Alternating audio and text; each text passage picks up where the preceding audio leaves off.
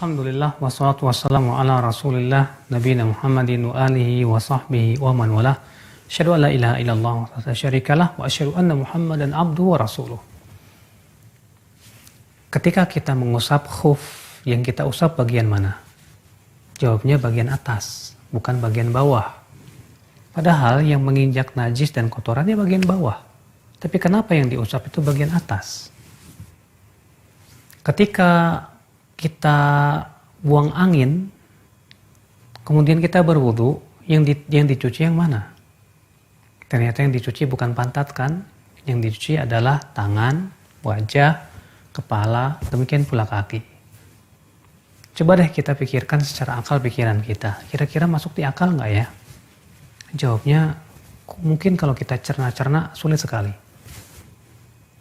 Nah, di sini kita mengambil sebuah faidah bahwa agama kita bukan berdasarkan ra'yu.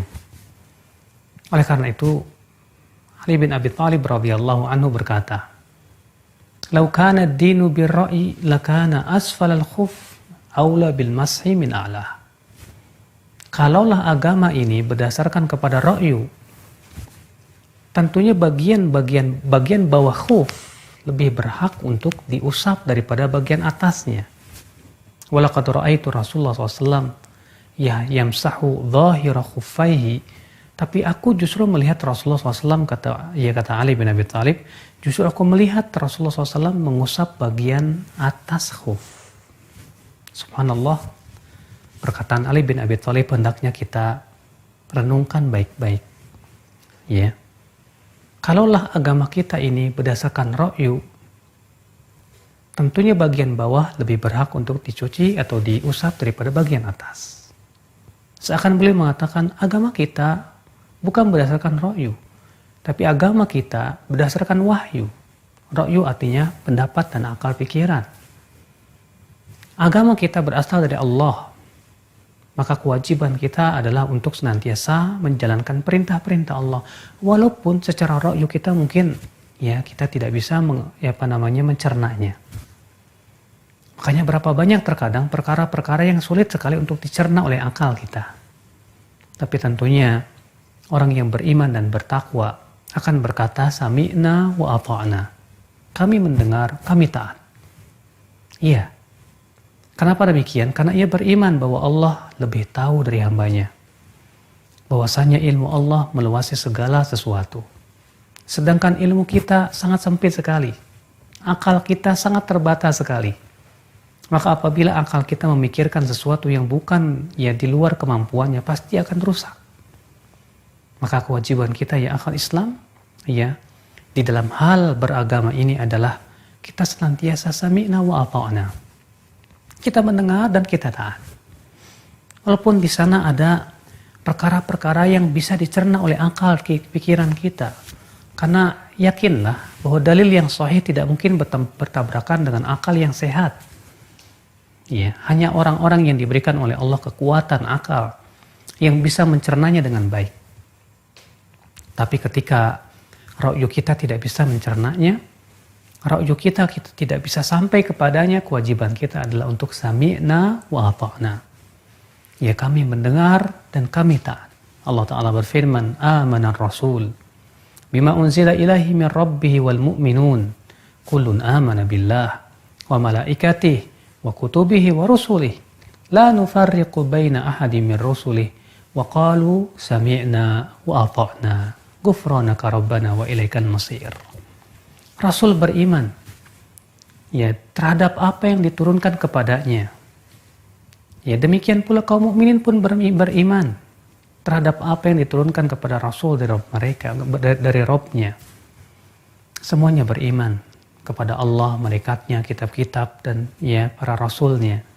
Dan kami tidak pernah membeda-bedakan antara para rasul satu dengan yang lainnya. Dan mereka pun berkata, sami'na wa ata'na. Kami mendengar, kami taat. Inilah jiwa yang hanif. Jiwa yang betul-betul meyakini bahwa Rabb-nya maha kuasa atas segala sesuatu. Yang ilmunya meliputi segala sesuatu.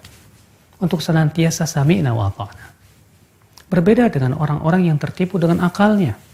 Dia merasa bahwasanya akalnya itu meliputi segala sesuatu. Sehingga akhirnya dia tolak wahyu dengan alasan katanya tidak masuk di akalnya.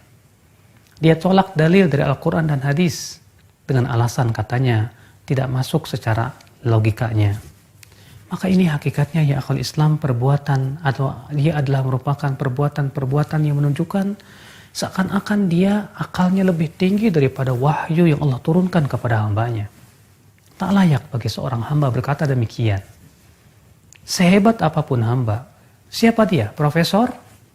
Siapa dia? Doktor? Tidak akan sehebat ilmu Allah Subhanahu wa taala. Tidak akan mampu untuk menciptakan seperti ciptaan Allah Subhanahu wa taala. Tidak akan mampu menciptakan lalat yang kecil sekalipun juga. Kalau dia tidak mampu untuk itu, akal pun tidak akan mampu untuk mencerna terkadang apa yang Allah turunkan berupa syariatnya. Maka kewajiban kita adalah untuk senantiasa sami'na wa ata'na. Terlebih dalam perkara-perkara yang sifatnya gaib. Akan adanya adab kubur, akan adanya surga dan neraka, akan adanya sesuatu yang wajib kita imani. Ya, mungkin kalau kita pikirkan dengan akal pikiran kita sulit sekali untuk mencernanya. Makanya ya akal Islam, agama kita tidak diletakkan pada akal manusia.